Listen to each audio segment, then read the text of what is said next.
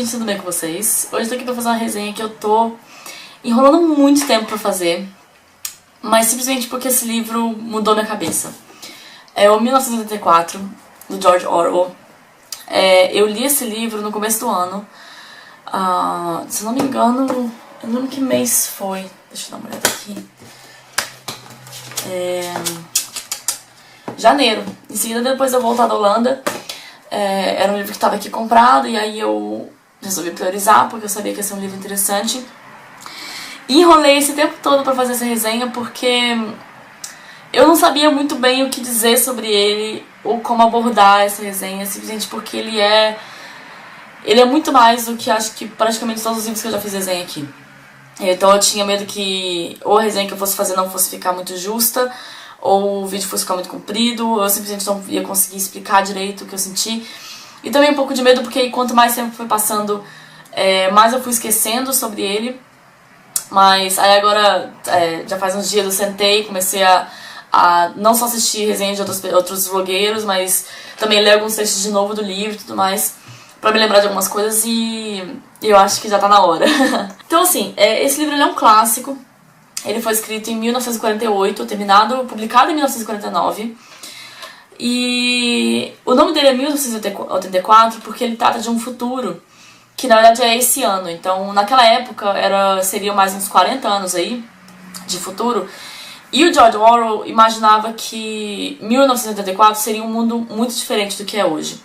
Ele tinha essa visão pro futuro e ele escolheu esse ano para exemplificar o que era a sociedade no futuro que ele achava que seria. A sociedade que ele criou é um reflexo bem intenso do que o próprio escritor estava passando naquela época. Ele tinha vivido pela Primeira Guerra Mundial, ele nasceu em 1903, então ele estava lá quando a Primeira Guerra Mundial aconteceu. Eu falei primeira ou segunda? Não sei. Primeira Guerra Mundial, enfim.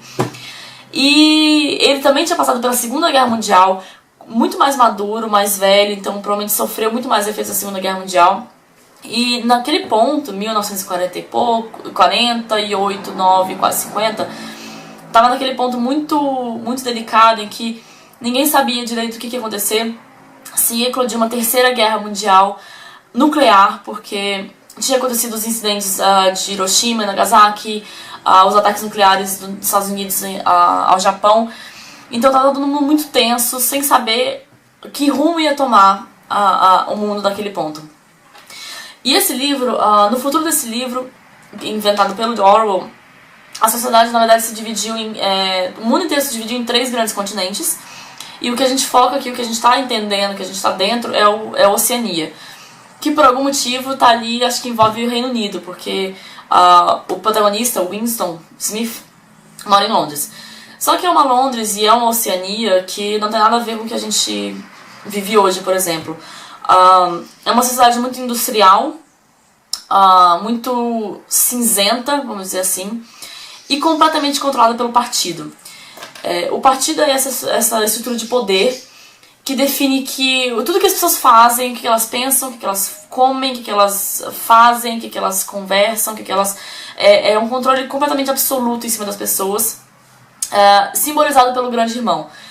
O Grande Irmão é o que na verdade inspirou a ideia do Big Brother, do programa, que começou na Holanda, porque o Grande Irmão ele é essa entidade que eles querem convencer de que ele tá vendo tudo.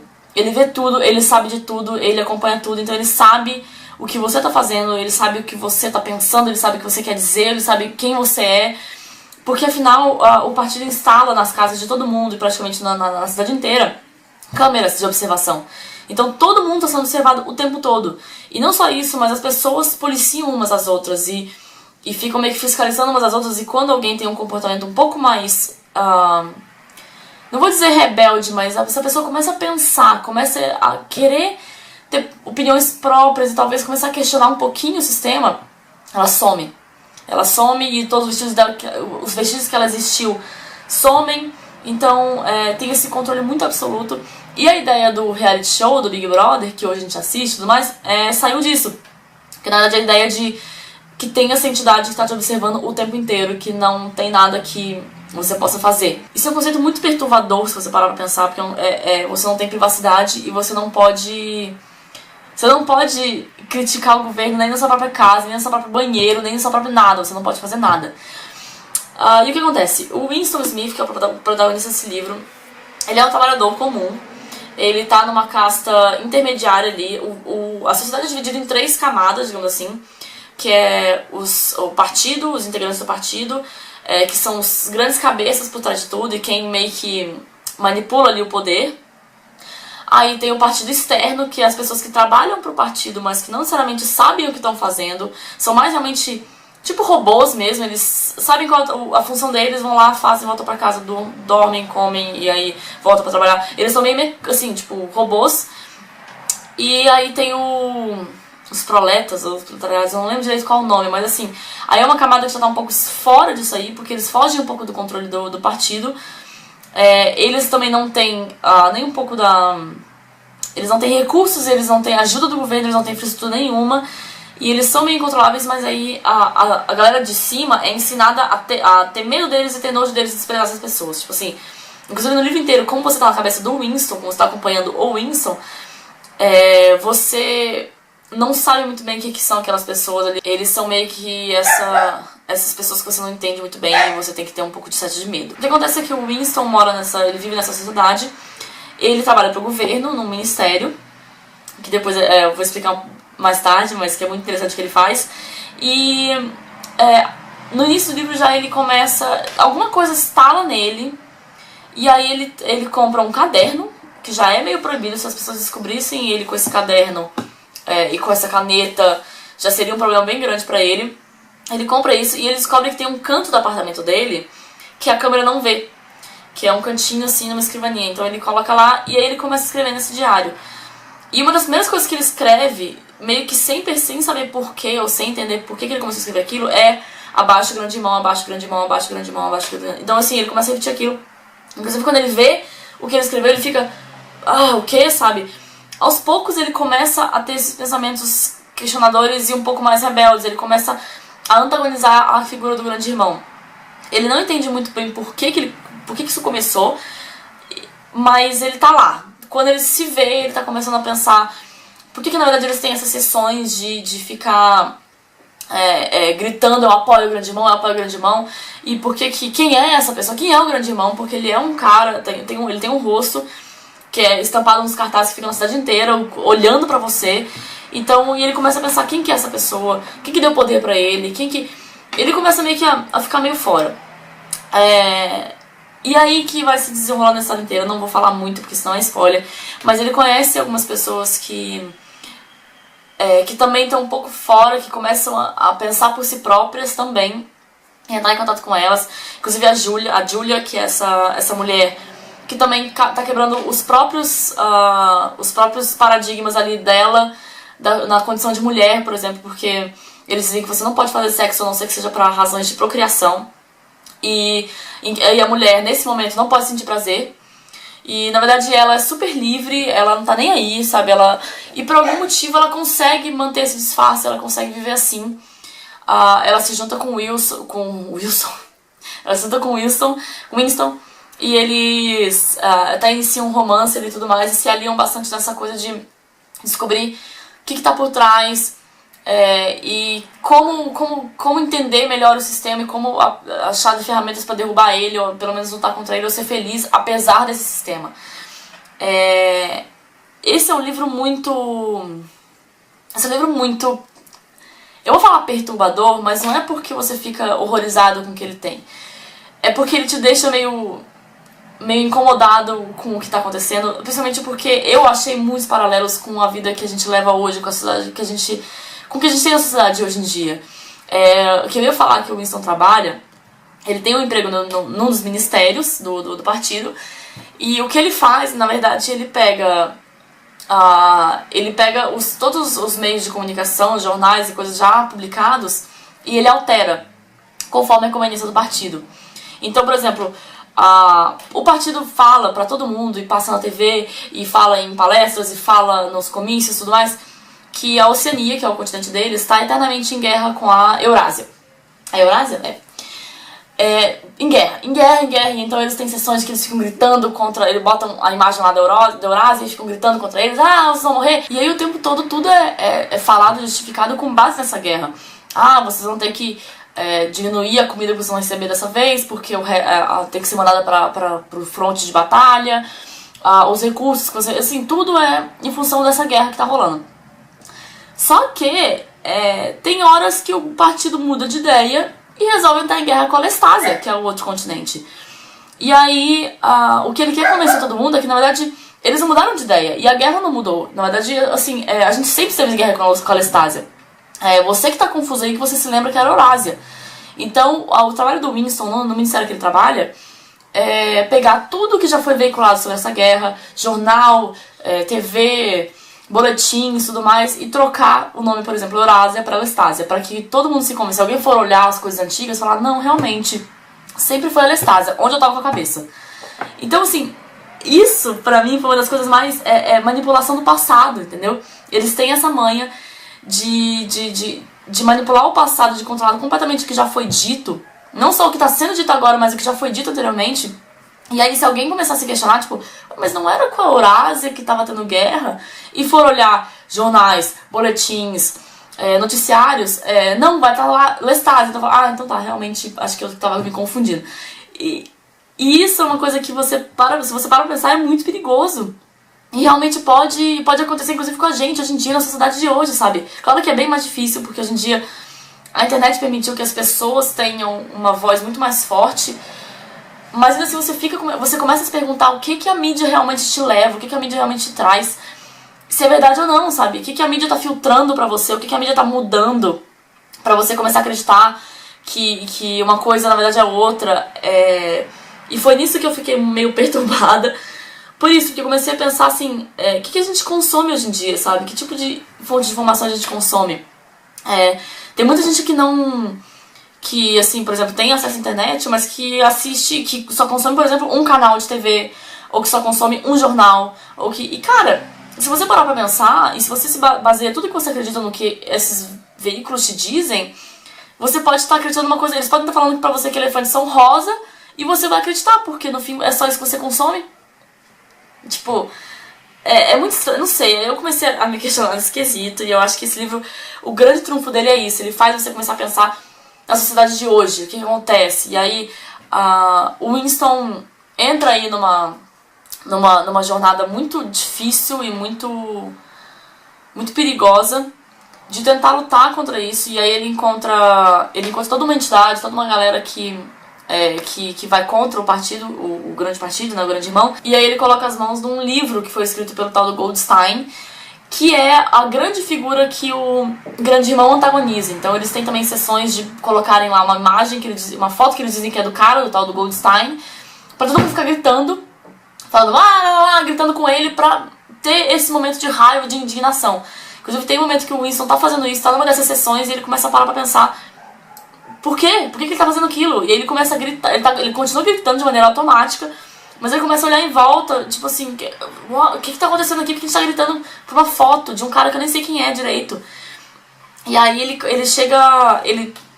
consegue colocar as mãos no livro escrito por esse cara, que tecnicamente é o grande rebelde, é o grande antagonista do grande irmão, em que ele explica como é que o partido controla as pessoas, por meio de 3 frases. Guerra é paz, liberdade é escravidão e ignorância é força. Isso, assim, eu achei muito legal. Isso, várias edições americanas, até algumas brasileiras, tem essas 3 frases estampadas na capa, porque isso dá o tom de todo o livro. E aí eu não vou explicar muito aqui, porque senão você também perde um pouco da surpresa do livro, mas a lógica, os 3 têm lógica, e os 3 têm uma lógica muito boa. Se você parar pra pensar, eu acho que o Guerra é Paz é o mais simples de todos de explicar, mas é a questão, assim, de que manter uma guerra constante no país e sempre alegando para as pessoas que o país está em guerra e que você precisa e que você está ali envolvido com isso, eles conseguem convencer todo mundo que as pessoas têm que abrir mão de várias coisas para alimentar a guerra, porque na verdade tem esse fronte de batalha que está lá te defendendo para que a Eurásia malvada não venha matar sua família e matar você, mas na verdade é só uma questão de convencer você de que a guerra está rolando. E tendo essa guerra eterna, o partido tem muito mais poder pra controlar as pessoas e manter a paz. Então ninguém se rebela, porque na verdade a gente tem outro inimigo. Porque quando, em tempos de paz, você não pensa no inimigo externo, você começa a se dar conta dos problemas que a sua sociedade tem. E não, em tempos de guerra você tá focado no inimigo externo. Ele é o malvado, meu estado, então meu país, eu vou defender meu país. E aí nesse quesito, guerra é paz. Você estar sempre em guerra significa você estar em paz ali. E é uma das ferramentas do partido para manter o controle sobre as pessoas. Então assim, eu poderia ficar falando muito, muito mais sobre esse livro. Eu acho que ele tem uns conceitos interessantíssimos que merecem... Inclusive, tá nos planos ler de novo, que merecem ser estudados com mais complexidade. A coisa do duplo pensamento, quem leu sabe do que eu tô falando, que é também uma ferramenta do partido de fazer você acreditar numa coisa... Fazer você acreditar numa coisa e ao mesmo tempo acreditar no oposto dela. Então, seja lá o que o partido te disser, você vai acreditar. Essa parte é meio complicada de explicar e bem complicada de entender. Eu tive que ler várias vezes pra começar a entender mais ou menos o que é. Mas é basicamente isso, você ser capaz de fazer coisas que vão totalmente contra o que você acredita, mas porque você também acredita nisso, entendeu? É um pouco, assim, é a grande hipocrisia da coisa, você ser capaz de trabalhar e fazer um serviço que vai contra o que você instintivamente sabe e acredita, mas também você tem um ótimo motivo pra fazer aquilo, entendeu? E que eu acho que a hipocrisia define bem isso, assim. Ele fica bem mais complexo e é muito interessante de estudar isso, porque na verdade é isso, hoje em dia a gente tem muito essa mania de fazer as coisas erradas, mas também achar motivos ótimos pra justificar isso e não ir de encontro com o que a gente acredita, entendeu? Essa parte me assustou muito, porque é um jeito das pessoas continuarem fazendo merda e não se sentirem mal por causa disso, ou não pararem pra refletir sobre o que elas estão fazendo e talvez assumir, não, eu tô errado, eu tenho que parar de fazer isso. Porque no fim todo mundo tem essa coisa do duplo pensamento. A gente faz as coisas, a gente fica falando, não, mas eu fiz porque eu precisava, porque eu tinha esse motivo ótimo pra fazer. Eu continuo acreditando em tal coisa. E no fim a gente continua fazendo as coisas erradas. Assim, cara, esse livro, se você faz... Sério, explode. É um livro muito, muito, muito interessante. Mudou um pouco a minha visão, mudou um pouco a maneira como eu encaro a mídia e a informação e a maneira como a gente age em sociedade. E assim, ele não é um livro que termina bem, é um livro muito pessimista. É muito interessante que na verdade o George Orwell escolheu 1984 para ser um futuro distante e distópico e pessimista, e na verdade hoje em dia a gente já está em 2014 e a sociedade é bem diferente do que ele tinha previsto, mas ainda assim você consegue ver esses paralelos que te assustam bastante, tipo, cara, olha isso, sabe? Então, assim, isso não é uma leitura leve, ele é uma leitura fácil, ele não é difícil, não tem vocabulário difícil, ele é muito bem escrito também, mas ele não é uma leitura leve, no sentido de... ele te faz pensar muito e ele faz você começar a questionar bastante coisa à sua volta, começar a pensar sobre realmente como você tem vivido, como você tem lidado com as suas crenças, seus princípios ultimamente, e lidado com o que você acredita ou não que vem até você, o tipo de informação que chega até você e que você consome ou não. Então é o tipo de livro que te dá uma rasteira e faz você meio que parar pra pensar um pouquinho sobre o que você tá fazendo na sua vida. Mas é muito, muito bom. Eu acho que todo mundo tinha que ler esse livro uma vez na vida. Assim, eu tô devendo pro Matheus, eu fiz uma aposta com o Matheus de que eu ia terminar esse livro antes. Ele ganhou, ele terminou o livro antes, então parabéns, Matheus, você ganhou a aposta. Eu tinha que pagar essa aposta um dia. E é isso, eu recomendo muito esse livro, eu acho que todo mundo tem que ler uma vez ou outra. Eu quero ler de novo pra conseguir continuar absorvendo esses valores e os questionamentos que esse livro tem. Eu não vou nem entrar no mérito de quem foi esse cara, do que ele tinha na cabeça pra pensar numa situação dessa, num cenário desse. Acho que ele... Eu já li também A Revolução dos Bichos, que também foi escrito por ele. Nunca fiz exemplo, porque é muito antigo, já é muito tempo atrás. Mas também é um livro incrível, então esse cara tinha assim, alguma coisa, uma visão, um botão nele que fazia ele ver muito além. E eu acho que isso vale a pena ser consumido, essas distopias. Foram as primeiras distopias, as primeiras noções de que talvez o futuro não seja essa maravilha que todo mundo acha, de carros voadores, tecnologia super desenvolvida. Talvez seja um futuro um pouco mais sombrio e mais sujo. Então, cara, eu não sei, eu sou muito fã desse livro, eu acho que todo mundo devia ler uma vez na vida, porque te evolui como pessoa. E é isso, eu espero que vocês tenham gostado da resenha. Eu sei que ficou grande, mas me desculpa. Então, um beijo e até a próxima.